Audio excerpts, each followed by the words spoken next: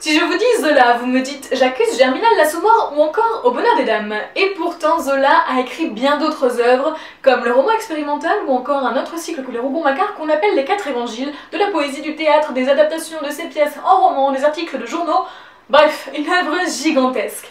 Mais sur Émile, sur le bonhomme lui-même, que sait-on vraiment? Eh bien, on sait qu'il a défendu Dreyfus bec et ongles, qu'il est mort dans des conditions, disons, suspectes. Mais c'est à peu près tout. Retour donc sur les destins d'un homme sensible et révolté qu'on a à la fois ridiculisé et porté au nu.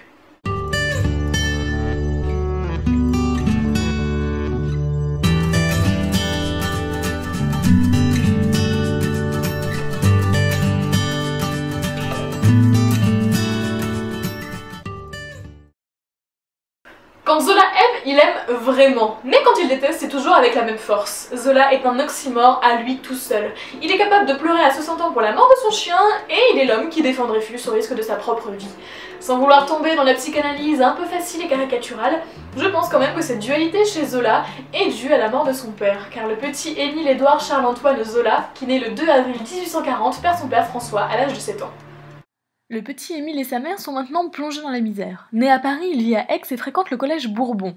Si tous les élèves se moquent de lui, le parigot, il se fait pourtant un très bon ami, et ça ne s'invente pas puisqu'il s'agit de Cézanne. Avec Jean-Baptiste Baille, ils deviennent les trois inséparables et vivent de poésie, de grandes randonnées et de musique. Zola est pourtant le plus sensible des trois. Si Cézanne enchaîne les liaisons, Zola, lui, ne connaît son premier amour qu'en 1860, ce qui est très tardif pour l'époque où on s'encanaille, comme on dit, assez jeune. Ce premier amour a un nom, Berthe, et c'est une prostituée. Zola est un idéaliste qui rêve d'un amour idéal et parfait et pense pouvoir sortir Berthe de la misère morale et sociale dans laquelle elle vit. C'est un échec, bien sûr.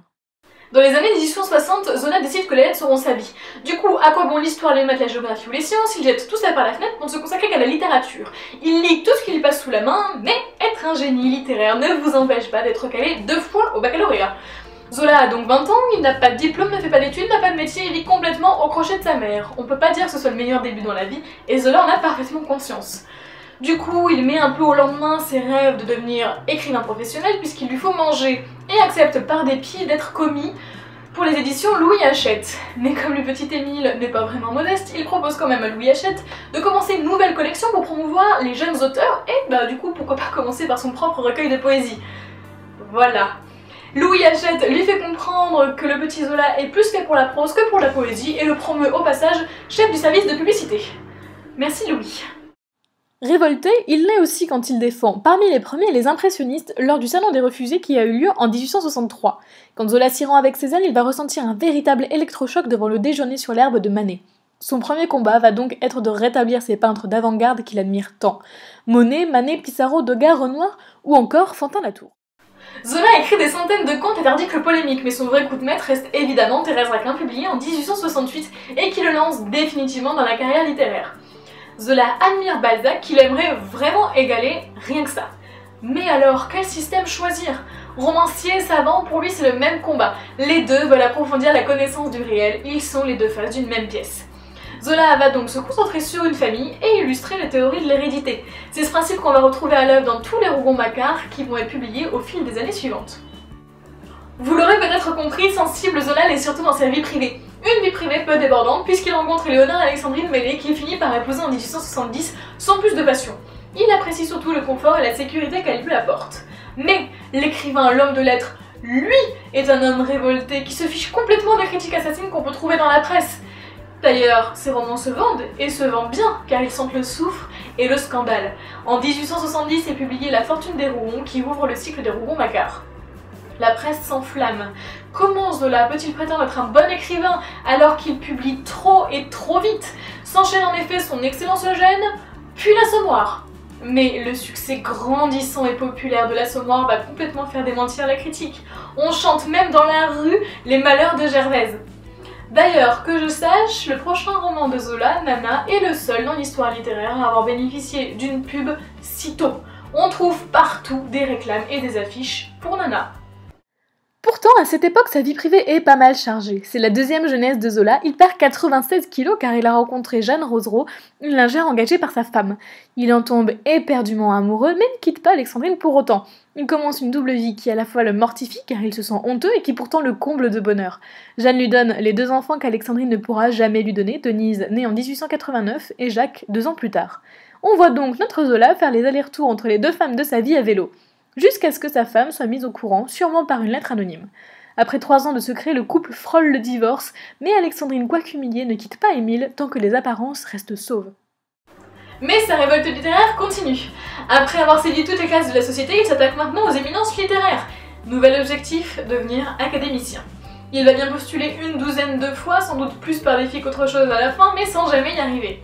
En 1893 s'achève le cycle des Rougon-Macquart qui était le projet de sa vie, mais il ne faut surtout pas croire que s'achèvent ici les ambitions littéraires de Zola. Pourtant, les angoisses se font jour. Que va-t-il rester de lui? L'histoire littéraire va-t-elle lui faire une place? La Légion d'honneur calme un peu ses angoisses. Nous voilà donc en 1895. L'année précédente, le capitaine Alfred Dreyfus, israélite alsacien, a été accusé d'espionnage pour le compte de l'Allemagne. Il est dégradé et déporté sur l'île du Diable. Mais les documents étaient falsifiés et le capitaine complètement innocent. Zola entend bien vaguement parler de cette affaire, mais ce n'est qu'en octobre 1897 qu'il s'emporte pour l'innocence de Dreyfus. Le voilà, le Zola révolté. Il a tellement de compassion pour le bonhomme qu'il écrit ce qu'on connaît tous sous le titre « J'accuse ». Pourtant, le titre de Zola était beaucoup moins séducteur puisqu'il comptait l'appeler Lettre au président de la République Félix Faure. Le journal L'Aurore décide de publier cette lettre, mais c'est Clémenceau qui va la renommer par le titre que nous connaissons maintenant. Zola devient la cible des anti-Dreyfusards, et il faut bien se rendre compte qu'à l'époque, la France est entièrement divisée par l'affaire. On n'adore plus Zola, on le déteste, et on se souvient, tout d'un coup, qu'il a des origines italiennes. On hurle « à mort Zola, à mort les Juifs » dans tout Paris. Un procès contre Zola s'ouvre et son avocat lui conseille de fuir la France. Il part donc en Angleterre où il se découvre une passion pour la photographie.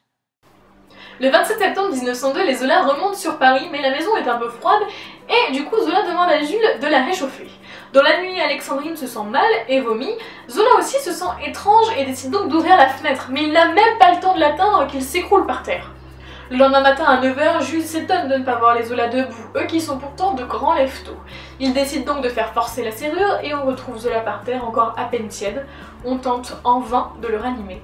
Alexandrine, quant à elle, est hospitalisée car elle respire toujours.